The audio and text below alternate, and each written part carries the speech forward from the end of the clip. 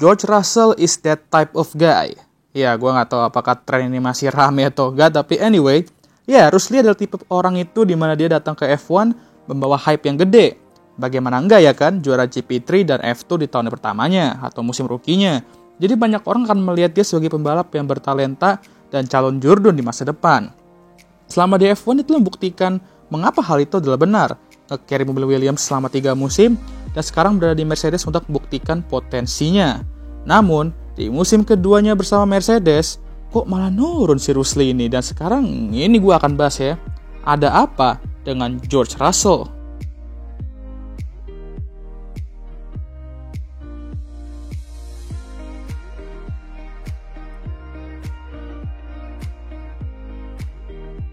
Musim pertama dengan Mercedes bisa dibilang berjalan dengan baik untuknya.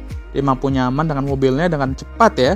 Dan gak hanya dia mengalahkan di one and only sang jurdun 7 kali Sir Lewis Hamilton di musim itu, dia juga memberikan Mercedes kemenangan dan pole satu-satunya di musim itu, yang dimana Mercedes itu benar-benar terkena dampak dari regulasi baru ya. Jadi gak sedominan dulu, bukan dominan lagi sih, gak sebagus dulu.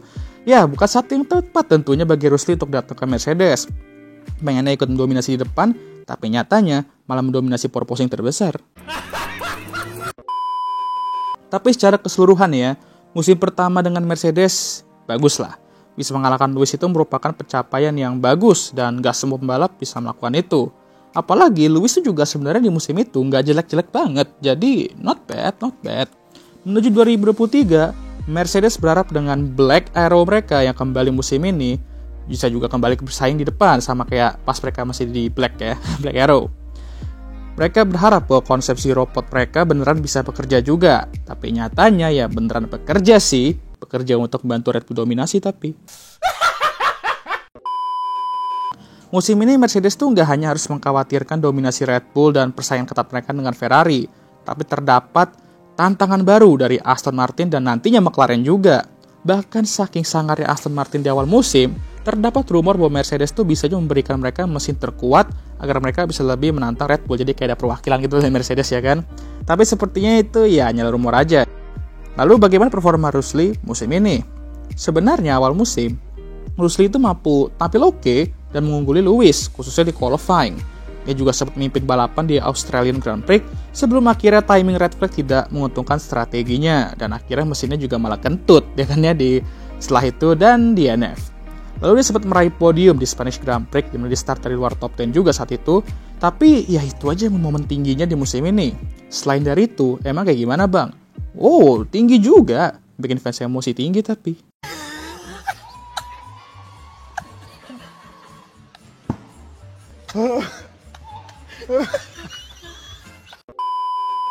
Kita mulai dari Azerbaijan Grand Prix, dimana dia melakukan kontak dengan Max saat sprint race, yang dimana membuat Max tuh kesel ya, dan ya bukan impresi ya bagus tentunya untuk fans juga ya.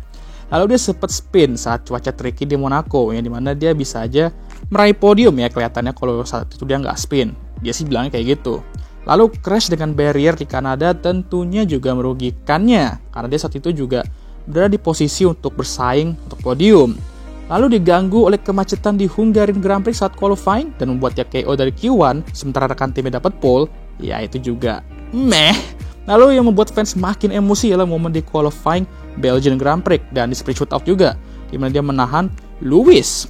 Semenjak Mercedes mau upgrade dan nge-abandon zero pot mereka di Monaco Grand Prix, Rusli ini langsung menurun banget cuy, dan Lewis malah makin gacor. Jadi ini bisa dibilang mirip kayak musim lalu, tapi kebalikannya. Di mana Rusli itu struggle banget dan Lewis tuh udah nyaman dengan mobilnya. Kalau musim lalu kan kebalikannya. Tapi kalau kita emang mau cocok logi sama musim lalu, dan ya kita kan lihat musim lalu, Lewis tuh mampu mencari setup yang cocok dan dengan beberapa bad luck juga ya. Dan kembali sangar di pertengahan menuju akhir musim. Nah itulah yang harus dilakukan Rusli gitu, karena masih ada paruh musim kedua di mana dia bisa menemukan setup yang bagus dan nyaman untuknya dan mengembalikan kepercayaan dirinya. Karena yang bikin dia underperform ini menurut gue ialah setelah upgrade ini dia tuh terlihat gak nyaman dengan mobilnya. Bahkan gue kadang ngeliat onboard dia tuh juga emang kelihatan banget gak nyaman cuy. Gak tahu kalian juga gimana ngeliatnya, tapi kalau menurut gue kelihatannya emang gak nyaman nih orang. Dan tentu itu juga mengaruh ke kepercayaan dirinya. Apalagi setelah beberapa insiden juga musim ini ya kan. Pada musim kedua ini kita akan lihat lah apakah dia sudah menemukan setupnya nyaman dan bisa kembali bersaing dengan Lewis dan pembalap papan atas lainnya. Karena satu podium doang sejauh ini di paruh musim pertama itu benar-benar kurang banget lah untuk tim kayak Mercedes. Apalagi ya walaupun mobil mereka bapuk, tapi setidaknya mereka kan juga merupakan tim papan atas, salah satu tim papan atas selain dari zona Red Bull ya. Apalagi musim lalu dia tuh cukup konsisten dan meraih beberapa podium. Plus dia tuh juga terkenal cukup kencang di qualifying. Tapi dari Mr. Saturday dan Mr. Konsisten, sekarang malah berubah jadi misterius karena bingung kenapa malah menurun dianya. Ya, dari performa yang kurang lebih kayak gitulah ya. Kurang nyaman dengan mobilnya dan ya akhirnya kurang percaya diri. Sekarang kita akan bahas perilakunya ya, ini nih ya, yang benar-benar menggambarkan mengapa banyak orang sekarang tuh benci banget sama Rusli ya kan ya. Kayak melakukan berbagai macam insiden dan personalitinya. Setelah musim lalu gue lihat tuh banyak banget fans yang benar-benar udah dari menyukai Rusli menjadi membencinya. Karena dia tuh suka menyalahkan pembalap lain ketika melakukan kontak atau insiden. Padahal sudah jelas kalau itu salah dia sendiri. Kayak, he's turning on me gitu kan ya. Dan musim ini ditambah performanya yang menurun tuh membuat banyak orang yang udah nge-hate menjadi ragu juga apakah dia ini memang merupakan pembalap yang akan menjadi Jurdon nantinya atau calon Jurdon. Untuk menanggapi hal-hal tersebut, gue akan bilang kalau George Russell ini menurut gue masih merupakan pembalap yang bertalenta dan merupakan calon Jurdon juga di masa depan. Kayak, ayolah guys, setiap pembalap tuh pasti ada fase menurunnya lah ya dalam karir mereka. Ini juga pertama kalinya kita ngeliat Russell itu benar-benar underperform lah ya, benar-benar underperform banget gitu.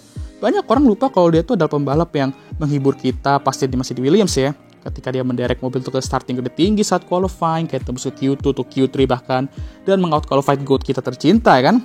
Dan dia juga orang yang bikin kita tergirang-girang saat fase dimana dia tuh benar-benar rumornya kuat masuk ke Mercedes, dan bahkan akun F1 pun setelah itu udah official ya, harus membuat gambar grafik announcement baru karena banyak orang ngeprank kalau dia tuh udah ke Mercedes gitu kan ya. Banyak lah kalian pasti tahu tuh udah nonton F1 dari tahun 2021 lah ya. Hanya karena dia lagi underperform aja, banyak orang melupakan itu semua. Lalu untuk kepribadiannya nih yang suka nyalain pembalap lain padahal kan salah dia sendiri ya. Ya I mean come on guys, semua pembalap tuh sebenarnya kayak gitu juga loh. Adrenalin lah yang membuat mereka tuh kayak gitu dan itu adalah hal yang wajar. Lalu gue juga udah pernah bilang, mungkin POV pembalap dan TV itu berbeda dan mungkin kita ngelihatnya kayak gitu, tapi dari POV pembalap mungkin berbeda. Nah itu juga yang bisa ngapa mereka tuh saling menyalahkan ya kan. Maka dari itulah mereka nantinya akan melihat lagi POV yang berbeda setelah mereka udah keluar dari mobil dan menyimpulkan sendiri apakah emang salah mereka atau enggak gitu kan ya. Jadi ya menurut gue hate ke George Russell ini benar-benar unnecessary banget lah. Mengingat dia itu juga masih muda dan memang perlu waktu untuk dewasa. Perlu diingat juga ini juga baru musim keduanya berada di top team. Jadi pressure-nya itu tentu setiap tahun akan terus berkembang. Apalagi Mercedes sekarang kan kondisinya kan lagi kayak gini gitu.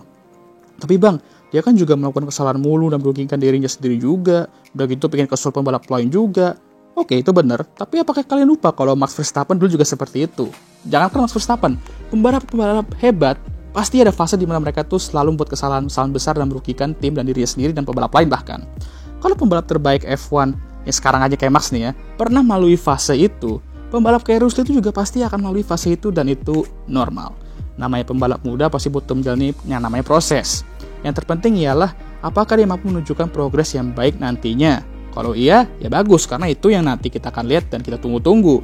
Di sini kita akan terus pantau dulu lah progresnya Russell dan semoga dapat terus berkembang aja lah ya, dan ya sabar aja guys. Nanti kalau Mercedes sudah membangun mobil yang GG lagi kayak dulu, disitulah gue rasa Russell itu akan membuktikan fans-fans yang ragu itu salah. Dia akan menunjukkan kualitasnya sebagai calon Jurdon dan akan bersaing dengan Max Verstappen. Gue yakin dia adalah salah satu pembalap yang sebenarnya tuh bisa menyulitkan Max banget di masa depan. Dalam segi kesantaian tapi orang bikin emosi terus dia.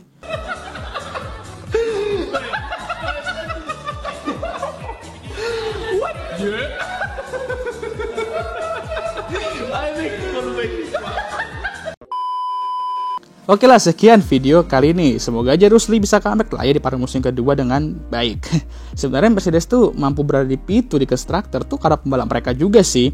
Mobil mereka tuh emang rada inkonsisten, tapi driver lineup mereka tuh emang GG kali lah. Oke, jangan lupa like, subscribe, dan share video ini. Dan jangan lupa juga untuk nyalakan lonceng notifikasi agar kalian semua tahu ketika gue ngupload video baru. Dan jangan lupa juga untuk follow Instagram gue. Dan I'll see you guys next time. Goodbye.